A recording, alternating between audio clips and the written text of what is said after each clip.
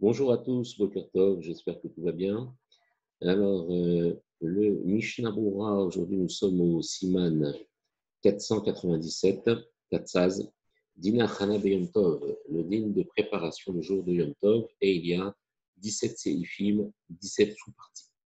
En Tzadim Minavivarim, le Seif Aleph nous dit qu'on ne chasse pas des poissons d'un vivier le jour de Yom Tov. Imaginons que j'ai besoin de manger du poisson, j'ai un vivier. On verra quelle différence y a-t-il entre un vivier et un aquarium. Mais ici, un vivier, c'est on va dire, un grand aquarium où les poissons sont relativement en liberté, même si ils ne sont pas totalement en liberté, qui sont sous ma dépendance, mais pas totalement sous ma dépendance. Et bien ici, il y a dans Yom Tov un digne de ce qu'on appelle Mechoussar Tseda, Ve'eno Mechoussar Tseda. C'est-à-dire que lorsque je vais prendre une bête pour pouvoir la manger, que ce soit une chayava off, un poulet, une bête sauvage, moi je peux faire la shrita ou alors des poissons, il faut que ces poissons, ces animaux soient déjà chassés. Car s'ils ne sont pas déjà chassés, c'est-à-dire dans mon reshoot, je ne peux pas les prendre car c'est comme si je les chassais. Et ça, c'est l'issour de tzedin, le issour de chasser un animal, eh bien ça reste interdit le jour du Yom Tov. Pour cela que pour pouvoir en fait prendre un animal dans mon territoire, il faut que d'abord, préalablement, il ait été ce qu'on appelle chassé. Et donc, s'il est chassé, eh bien mon acte ne s'appelle pas de la chasse puisqu'il a déjà été enfermé. Ici, dans le cas d'un vivier, on considère d'après notre abbé que le poisson n'est pas chassé, même s'il n'est pas dans son milieu vraiment naturel, dans un fleuve ou dans un endroit dire, difficile d'accès. Il est à l'intérieur de mon domaine, il est dans ma propriété, mais il est quand même difficile à chasser. On verra le Mishnah. Même dans un endroit où on considère qu'il est chassé, c'est-à-dire qu'il ne manque pas d'être chassé. Mechusarim, c'est qu'il ne manque pas d'être chassé. Donc, a priori, s'il ne manque pas d'être chassé, quand je vais les prendre, ça peut que je ne les chasse pas, puisqu'ils ont été, pour ainsi dire, chassés déjà, dans le cas, on verra le Mishnah Berurah, d'un vivard, c'est-à-dire d'un vivier qui est petit. Les fiches et avivar rachav arbe, ve'adagim nishmatim elach ve'elach.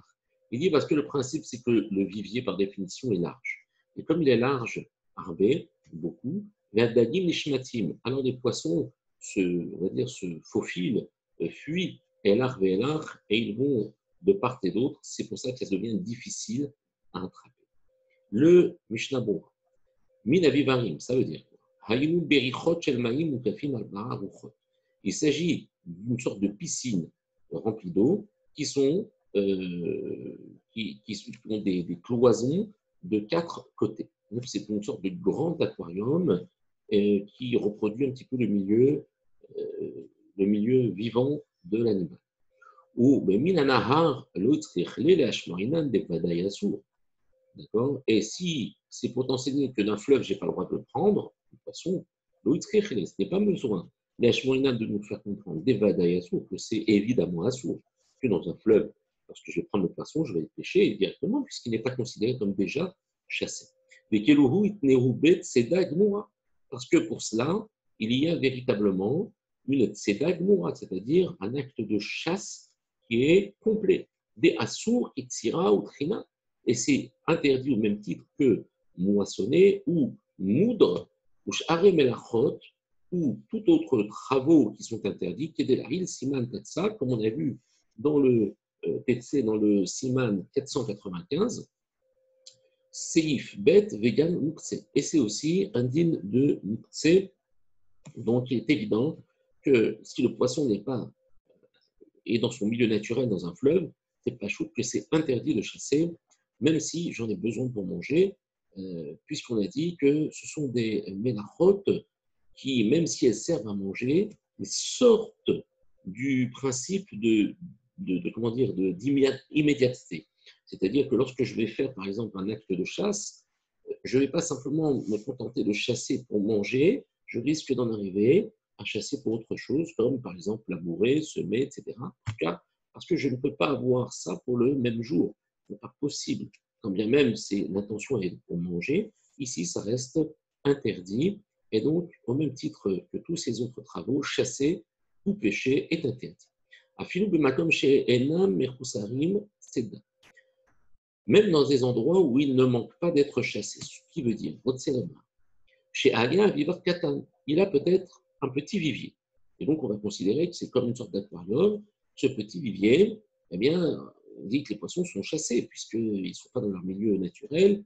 Mais chez Enzaïr Lomar, Abba Metsuda, Unsudanu, Bchaya Barov, Kahabiana, Hashiv, En Mechusar Tzeda.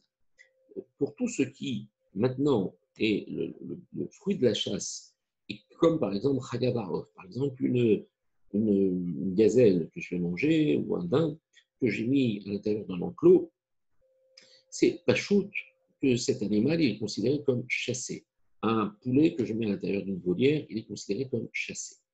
Hashiv el merkusar tzeda. C'est considéré comme, comme quelque chose qui ne manque pas d'être chassé. Ça veut dire que quand je vais le prendre, étant donné qu'il a été déjà chassé, mon acte ne s'appelle pas le chasser. Kedel kaman, B, Seif Zayin, comme on va le voir plus loin dans le Seif Zayin, Yabé Dayim, Oil VM Merkusim Min Ahayin. Mais en ce qui concerne les poissons, ils sortent un petit peu de ce principe-là. Pourquoi? Oil VM Merkusim Min Ahayin, puisque le poisson est caché de l'œil humain, c'est-à-dire qu'on ne perçoit pas vraiment le poisson de la même manière, avec la même facilité que quand on perçoit un animal qui est dans notre domaine à nous. Ici, il est sous l'eau. Et nous, étant donné qu'il est recouvert d'eau qui n'est pas accessible à l'œil humain, comme le serait un autre animal, la vivar arachav, et que le vivard est large par définition, les rolam, em, nishmatim, nechonim, stakim. Donc, du coup, ils vont s'échapper, ils vont se faufiler dans les trous et dans les fentes. Et donc, ça ne s'appelle pas qu'ils sont chassés. Même si le vivard est petit, on a dit que ça ne considère pas, on ne considère pas le poisson chassé parce qu'il est à l'intérieur de cet espace-là, quand même difficile d'accès. Au il veyesh al kol panim toreach et tofsam, puisqu'il y a de toutes les manières une fatigue pour pouvoir les attraper. Et Chatav à Magen Abraham. Le Magen Abraham écrit que si l'eau est transparente, et Adadim, et qu'il voit clairement les poissons, Moutar, c'est permis selon le Magen Abraham. Dans le cas où, bien évidemment, le vivard doit être petit. S'il est grand, ça revient exactement au même que si je l'ai chassé dans un fleuve. Veyesh, me'acharonim chez Sovrim, d'alcool panim, mita'an mukse, asur, netsudan. Mais ici, certains acharonim pensent que de toutes les manières, à cause du dîme de Mouxé, il est interdit de les chasser. Alors, ici, il s'agit de quel type de Mouxé? Souvenez-vous que, a priori, c'est un animal que je vais manger. Donc, si j'ai un animal que je vais manger, je vais casser la notion de Mouxé. Encore faut-il que j'ai procédé à une azmana, c'est-à-dire à une préparation et à une désignation de ce que je vais manger. En ce qui concerne le poisson, il est difficile de désigner, dans un premier temps, le poisson, du fait de sa difficulté de différencier des autres. Et ensuite, le fait qu'il est difficile d'accès, ce qui va faire que je ne suis pas, on va dire, toujours la possibilité de chasser d'Afka ce poisson. Ce qui fait que ce poisson, il faudrait que je fasse une azmana et que je dise, par exemple, ces poissons-là, je les réserve avant Yom Tov. Si je ne l'ai pas fait et que je le prends le jour de Yom Tov, du fait qu'il manque à ce principe de hazmana et de préparation, certains poskim, notamment certains acharonim, diront que c'est interdit de le faire, mishum mukse, même si l'eau, elle est claire.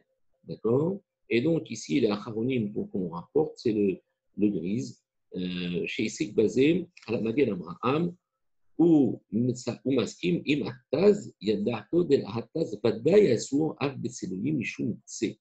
Ici, on voit que le grise, comme le taz, qui, eux, vont contre le Magen Abraham, dans le cas de l'eau transparente, si le Magen Abraham statue que c'est permis, eux, ils disent c'est Vadaï, Omam et Perim et Gadim, a été chez Katav des Gam Ataz, Modé, des Hamagen Abraham.